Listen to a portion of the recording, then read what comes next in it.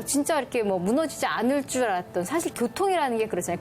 특히나 글로벌 교역이라는 거는 배 아니면 비행기인데 교통수단이라는 게 더 빨라지면 빨라졌지 이게 느려지거나 중단될 거라는 건 아무도 예측하지 못했어요. 그런데 지금 이번에 완전 중단이 좀 원시시대처럼 국가 간에 아예 이동할 수가 없는 최악의 상황까지 겪지 않았습니까? 이러다 보니까 가장 타격을 받은 게 오히려 무한 성장으로 이어질 줄 알았던 당연히 우리에게 필수적인 제조업 분야가 오히려 엄청난 충격을 받게 된 거죠. 예로 자동차 완성차 공장, 우리나라 현대차, 기아차뿐만 아니라 뭐 전 세계 가장 유명하다고 할 수 있는 GM, 포드, 폭스바겐, 르노 할 것 없이 전면 중단되는 사태가 있었죠. 이게 증시에서는 더 또렷해요. 증시는 이제 이 기업의 가치를 평가하는 시장이지 않습니까? 그러니까 시총이라고 얘기하죠. 시총 규모가 어떻게 되어 있느냐. 그래서 이제 제일 빅 100. 그래서 이 빌보드 차트처럼 기업의 시총 순위가 쭉 나오잖아요.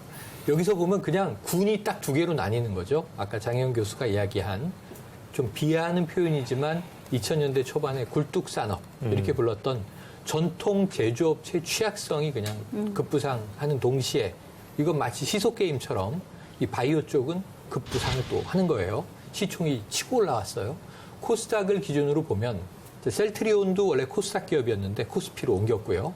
셀트리온의 계열사들이 있습니다. 셀트리온 헬스케어, 지금 코스닥 시총 1위. 그다음에 두 번째도 역시 바이오, HLB. 3위는 시젠인데 시젠은 코로나 전에는 아무도 모르는 기업이었어요. 근데 바로 이 진단 키트를 만들어서 전 세계에 공급한 회사입니다. 시총 3위로. 어찌 보면 수혜주인데 이번에 그만큼 가치를 발한 회사고요. 네 번째도 이 셀트리온인데 셀트리온 제약. 코스닥 시총 7위가 알테오젠이라고 그 무슨 회사예요? 바이오 회사인데 시장 진입 6년 만에 시총 7위.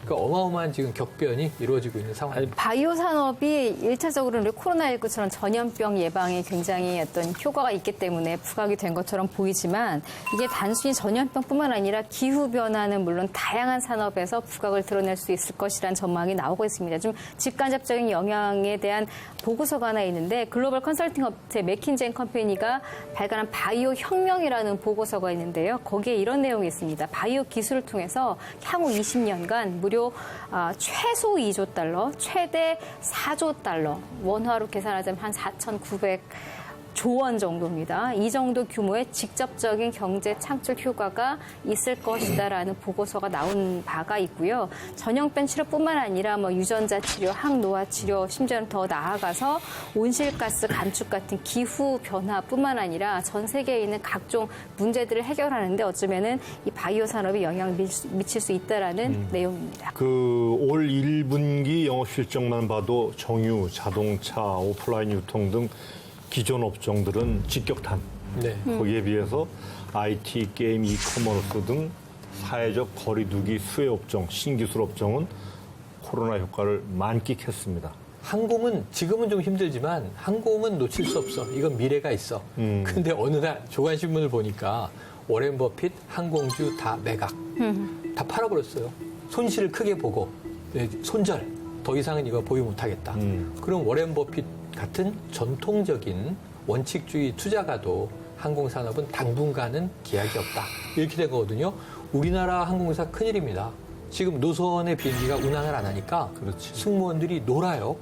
근데 이게 무급 휴가를 주는 경우도 있고 심지어는 급여를 감봉, 삭감하는 경우도 있고 이건 뭐 근로자들이 잘못한 게 아니잖아요. 그렇죠. 시장이 어려워졌을 뿐이죠.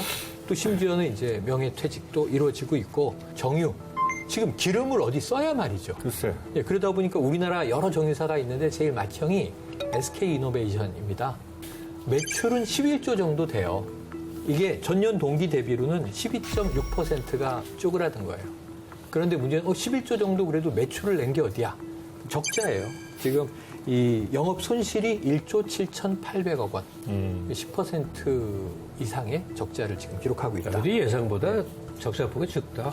네. 엄청난 어려웠을 거라고 생각합니다. 맏형이 이렇고요. 자, 지금 GS칼텍스, 현대오일뱅크, S오일 다 적자입니다. 근데 지금 이제 김갑수 선생님이 말씀 주신 게 자동차 산업에서 그대로 나타나요. 현대차하고 기아차가 지금 현대차는 5% 이상 매출이 늘었습니다. 근데 적자 구조가 어마어마해서 지금 자동차 업계는요, 현대차의 순이익은 전년 동기 대비 42% 급감. 그럼 수익이 반토막 났다. 이렇게 볼 수 있는 거고요. 기아차의 경우에는 순이익이 59% 줄어들었으니까 거의 60%. 지난해에 한 40% 건졌다. 이유 간단합니다. 중국 내수 시장이 반토막. 유럽도 안 되죠. 지금 뭐 동남아도 안 되죠. 중남미도 안 되죠. 인도도 안 되죠. 자동차 수출 시장이 다 막혔다.